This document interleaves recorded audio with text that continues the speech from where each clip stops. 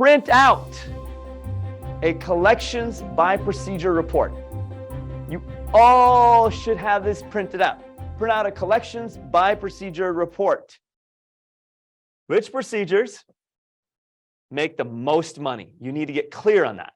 Then print out an unscheduled treatment plan report and contact 20 other patients that need that treatment. Get them in with a bundle and irresistible offer. So what do I mean by this? So you print out a report.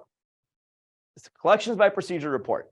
You all can do this through Dentrix, EagleSoft, Open Dental. This is a basic report. There's two types. There's a collections by provider, which shows you how much each provider is collecting. Notice I didn't say production, because what the number that really matters in our office is not production. You guys know it's collection, right? Because you could produce $1,000, but you only have $500 in your bank account. You're like, virtual money is not the same as real money.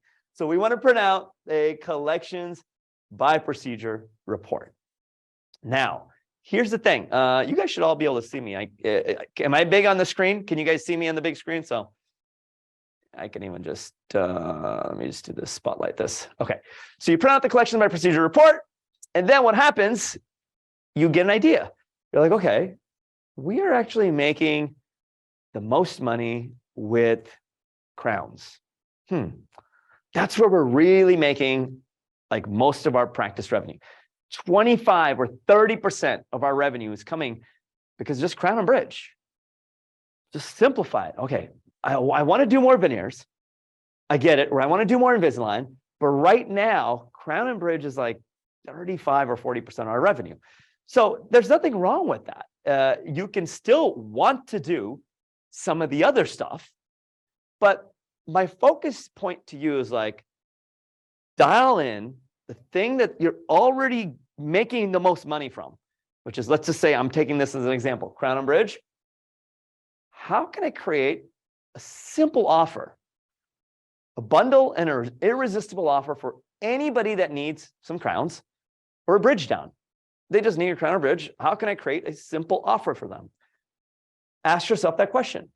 And for you to do that, you should print out then an unscheduled treatment plan report.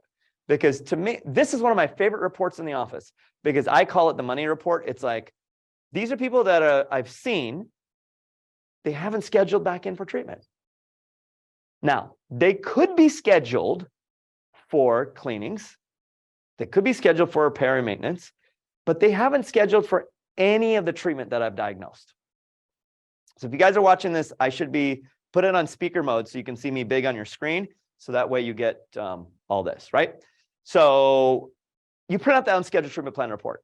You're going to find, and you can print it out for the last year or 6 months. It's going to be a stack. It may be like 200 pages, because I guarantee there's patients in there that you've seen in there in your office that you just haven't gotten them back in. You just lost touch with them.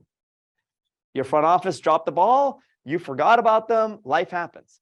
So you print out that report, and now you sit down with your team and you say, hey, look, I want to contact 20 of these patients.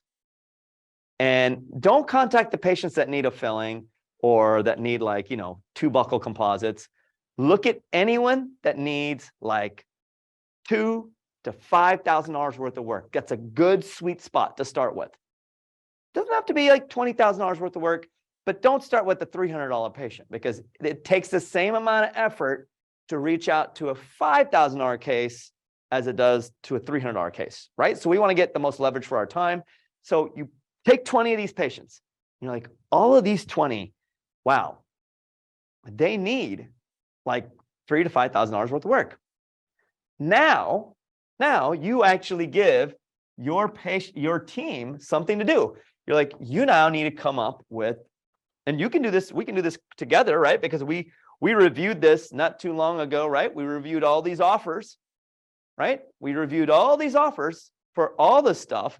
And if you don't have a bundle or package for an offer, you can look over here and be like, oh, this is what he recommended for implants, for crown and bridge. Maybe there's a guarantee here. Maybe there's whitening that we're including. Maybe there's anterior cosmetic reshaping. So if you missed that session that we did on bundles and offers, this is a great way for you to think through and be like, maybe I can offer these packages to them. Maybe I can offer these packages. So you can reference this last session that we did about those bundles and offers, but you take those 20 patients on your unscheduled treatment plan report, and then you simply just give them a bundle or an offer on that, a bundle and an offer, I should say. So here's what we're willing to do. And I want you to get generous here. The goal, because remember, these are unscheduled people. They're not coming back into your office. There's no appointment for them to come back in. So don't get greedy. Don't be like, Ranesh, I can't do the whitening with the crowns, or I can't do the buccal composite with these 2 crowns. You can, because if they're going to pay you $2,000 for 2 crowns, you would put in a couple of buccal composites. You'd include that in there. So think of this as free money, which means that you wouldn't have this money in your office ever. So you pick these 20 patients and you offer them a bundle to get it done. And here's the thing you do when you're on the phone with them or you're texting them, hey, there's a small group that we're offering this to. If you come in next week or the week after, here's what we can do. You're literally just targeting these 20 people. You're texting them, you're calling them. You can even email them. Now, that's one easy thing you can do. How many of you can do that? You can just get a collections by procedure report so you know what procedure is collecting the most in your office. And then you can get simply an unscheduled treatment plan report. So you know everybody that's not scheduled that needs a ton of treatment. Simple. It's 20 people. I guarantee you out of those 20, a percentage of those people will come back in. That's going to equate to more revenue. Remember, we're keeping it focused. It is about the revenue. Don't lose sight on that, because you're all great clinicians. You're all doing wonderful things in your office. You all have patients that love you, they like you, they trust you. But when you lose sight of this, the business suffers, right? So my focus is like, let's get you back in and just look at doing this one thing is going to give me a result or an outcome. Doing this one thing is actually going to make me the revenue. And that is the key. That's the key, right? Next one. What's the next one we can do? Take your most, this is gonna make some of you cringe a little bit, but I'm gonna make you do it because this is so key. Take your most common procedure, raise the price by 20%. So $1,000 crowns are now $1,200. $150 fillings are now $180. If I did my math right there, right? So take your most common procedure, not your favorite one, it's your most common procedure, and just don't even think about it. Raise your price by 20%. And now, some of you may be thinking, gosh, Ranesh, I'm raising my price by 20%. $1,000 crowns are now $1,200. $150 fillings at $180. What are my patients going to say? And I'll tell you what your patients are going to say. They're going to say absolutely nothing. Most of your patients are not going to be bugged by this. They're not. In fact, try it this afternoon or tomorrow morning. You're doing it next time you're diagnosing a crown. It's going to feel awkward. You know you do crowns for $800 or $1,000, just $1,200. Just try it. It is not going to reduce your case acceptance. This is across the board on your most common procedures. Raise the price 20%. This is a conservative raise. It's going to feel awkward. And you may be thinking, hey, you know what? These are our fees with, obviously it's different with insurances. You take PPOs, your uncontracted fees. It's totally different. I get that. But for those cases where you have control over price variability and you can increase the price, raise it up. Just raise it up. Everyone here should this week think about, okay, this is a common procedure. I've been charging $890 for the crowns. We're just going to charge $1,000, whatever it is. Why? Why am I charging more? Because I decided that. It literally is that simple. Okay. Price is a creative element. And you don't have to justify that price to the person that you're quoting the price, because that person that you're quoting prices on, they're not going to know that the crown was $800, right? It's a new patient. Even if it's an existing patient in your practice, right? Even if it's an existing patient in your practice, hey, it's $1,200. Yeah, that's our crown fees right now, $1,200. Everyone knows that pricing on everything has gone up. Everybody. The people that are the slowest to raise prices usually is our community, dentists. And if you don't believe me, you guys know when you graduated, the price of a crown is probably around where it is right now, right? Everything else has gone up. Everything else has gone up. Gas has gone up. Cheese has gone up. Groceries have gone up. Carrots have gone up. Everything's gone up. Eggs have gone up, right? You all know that, right? Everything's gone up.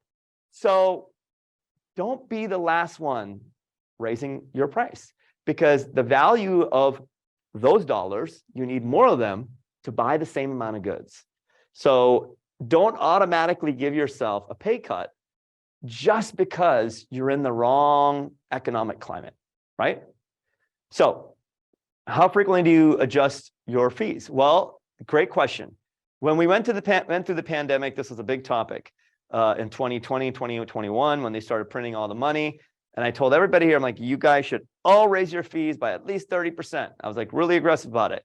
Some of you did it, and some of you kind of held off on it. And I do believe many of you did raise your fees. But every single year, you should be looking at your fees and you should be raising your fees every single year. So your crowns should not be $1,000 from 2020. They should be going up. And it does not depend on the economic climate that we're in. So whether you watch on CNN that you're in a recession or we're going through a slow period, the social narrative never dictates the business narrative.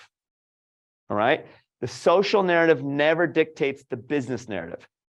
So what's the workaround, Ranesh? Well, you can always find more ways for patient to pay. You can always find more ways for patients to pay. So if you're like, hey, it's tough out there for these people, there's a lot of layoffs, there's all this stuff going on, find more ways for them to pay. Maybe there's a 12-pay option. Maybe there's care credit. You're used to quoting care credit for 12 months without any interest. We're all used to quoting that. But have you ever tried quoting it for 18 months? Yes, the interest is rolled into it, but have you tried quoting patients for 18 months? Have you tried quoting patients for 24 months? Even though you may get dinged a little bit more on the percentage, have you tried that too? 36 months. So you have to come creative with different ways you quote or you offer these things to the same patients. You have to do that, right? You can't always think, oh, it's 12 months, no interest. That's all they'll want. No, in different times, people are open to alternative solutions. You can also use the fill the bucket strategy. What I mean by fill the bucket, well, most of us say, hey, you know what? If you can't pay for it right now, maybe I'll get you started on the work and then pay as you go. Well, you can have the patient, if they owe $2,000 worth of work, you can have them pay up to like, $500 or $700, $750, a percentage of that $2,000. And then once they're paid up, then you start on the work. And you predate it saying, hey, look, let's get you in at the end of March. Between now and then, can you just make 2 payments that go towards this work? And then we'll just do it 12 months, right? So if they pay into a bucket, then you can start on the work. So you're never chasing the money. Your goal is to not chase the money. Your goal is to do the most quality treatment without money being an issue. And the way you do that is you set the patient up effectively before you even start. So if you're like, hey, they need these 2 crowns done, but they don't have the money right now. But would they have the money at the end of April? Sure. Yeah, maybe they will. Can they pay into their treatment between now and April? Sure, we can do that. And then can you do X amount of months at, payments? Or maybe you could do the rest on care credit. Come up with different creative ways to go about and doing this. If you're in network with a PPO, then you have to do a fee increase, right? You all should be doing fee increases every year or 2 at least, right? Every 2 years at least, but annually. And sometimes this is very cumbersome. You got to go in there, increase the fees. You got to talk to someone, and that's hard to do. But you all should be focused on raising the fee, right? Because the only way you make more money and more revenue in your business is you charge more, you do more of the same thing, higher frequency of it, or you add a new service. You charge more, You do more of that one thing, or you add a brand new service, right? And if you're not doing any one of those three things, it's going to be harder to generate more revenue doing the same thing. You have to change something. It always comes down to you sitting down and saying, okay, I need to make this shift.